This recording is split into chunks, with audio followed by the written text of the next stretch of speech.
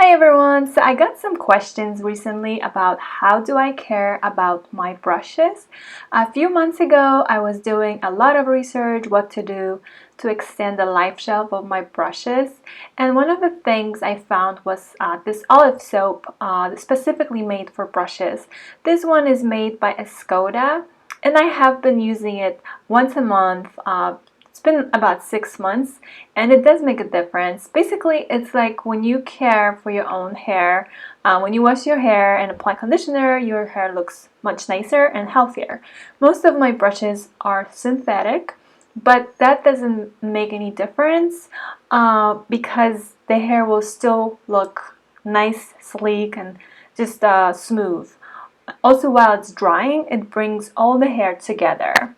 So what you want to do is wet your brush and rub it on the soap and do it for like a minute so your brush gets enough of that olive soap in it. Next thing, you just have to rinse it and let it dry. Just make sure you get all the soap out of your brush, especially if you paint with watercolors, just like me.